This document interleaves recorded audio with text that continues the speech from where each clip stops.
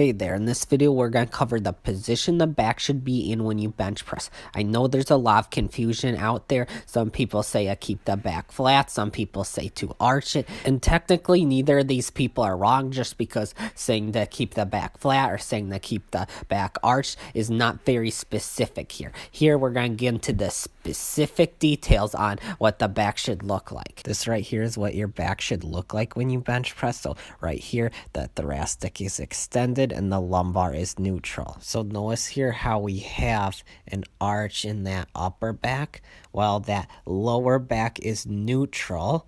It's not arched, it just has its natural curve, but it is off the bench because of the position that upper back is in with that arch. So this is what you want your bench press form to be like, specifically when it comes to the position of your back. This will allow you to engage your rectus and transverse abdominis because you're keeping that lumbar neutral, you're keeping that lower back straight, while extending the thoracic will help you depress and retract the scapula, which will help you keep that shoulder in a safe position because the scapula will be flat against the bench. Now this is what your bench press form would look like if your lower back's arched and your upper back is arched. So we got the lumbar here is extended and the thoracic here is extended too. So the great thing here is you got the shoulder in a safe position. The scapula is a flat base. It's flat against the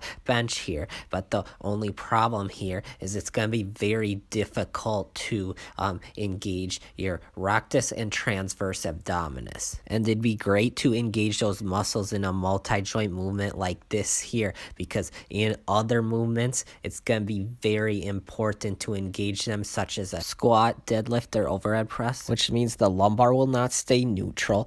Other muscles will take over, while other muscles will be inhibited during the movement, which will lead to muscle imbalances and injury. Now here the thoracic's in flexion while that lumbar's in extension. So this arch in the back might look the same as the first example, but it's completely different here. The upper back is rounded while that lower back is arched. So the upper back being rounded is going to cause that scapula to elevate and protract. This will cause that scapula to wing outward more, which will put that glenohumeral joint in a very unstable position. Now it's also going to be bad if the lower back and the upper back is rounded, like right here, because none of the posterior chain muscles will be acting as stabilizers or fixators. And for all the same reasons I mentioned before about the thoracic being in flexion and how we don't want that, and it could cause your head to come off the bench too. Now if your head comes off the bench like this right here, this is not a good thing at all.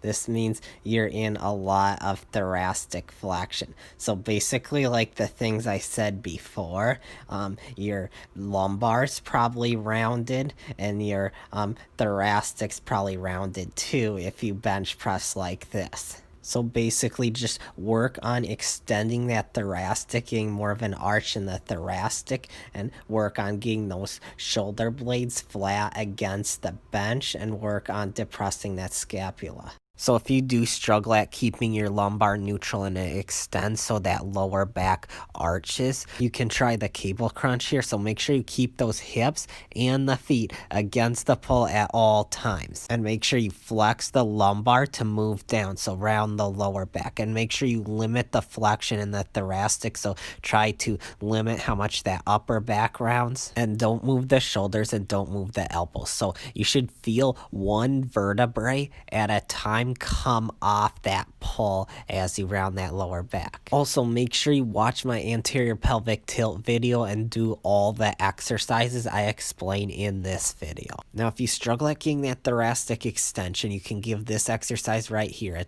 try. So make sure you move those shoulder blades together as you move those hands back. Make sure that the scapula stays depressed. So make sure that the shoulders do not elevate up and toward the ears, but stay down and away from the ears. Also, make sure you check out my video on how to fix a hunchback in your posture. This will help you fix that upper back from rounding in your bench press. Now make sure you go ahead and check out my part 1 to get the other details on how to bench with great form. And then I'm also going to make other videos in this playlist explaining the specific details on things like how the scapula should be positioned, what the bar path should be like. So make sure you subscribe so you don't miss out on those videos.